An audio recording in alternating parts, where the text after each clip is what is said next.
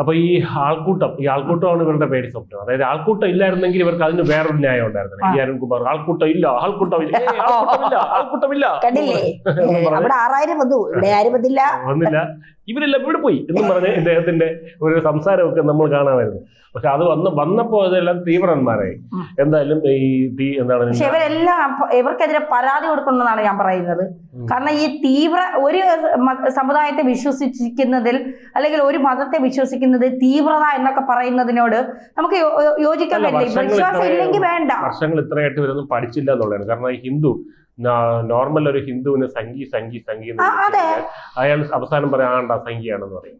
അങ്ങനെ സംഖ്യയാണെന്ന് പറഞ്ഞ് സംഖ്യ അങ്ങ് മാറും. നിങ്ങൾ എന്നെ കമ്മ്യൂണിസ്റ്റ് ആക്കി എന്ന് പറയുന്ന പോലെ നിങ്ങൾ എന്നെ സംഖ്യയാക്കി എന്ന് പറയുന്ന ഒരുപാട് ഹിന്ദുക്കളെ എനിക്കറിയാം, നേരിട്ടറിയാം. അതായത് ഇവർക്ക് അങ്ങനെ മൃദു ഹിന്ദുത്വമേ ഉണ്ടായിരുന്നുള്ളൂ, സംഖ്യയാവാൻ താല്പര്യമില്ലായിരുന്നു. ഇവരെ വിളിച്ച് സംഖ്യയാക്കി. അപ്പൊ അതുകൊണ്ട് ഇത് വർക്കൗട്ട് ആവുന്ന പരിപാടിയല്ല എന്നുള്ളത്. ഇനി അതാണോ ഇവരുടെ ഉദ്ദേശമൊന്നും എനിക്കറിയില്ല. ഇനിയിപ്പം രാഹുൽ ഗാന്ധി നമ്മൾ BJP-യുടെ ചാരനാണെന്ന് പറയുന്ന പോലെ ഇവരൊക്കെ ഇനി BJP അത് പറഞ്ഞുകൂടാ.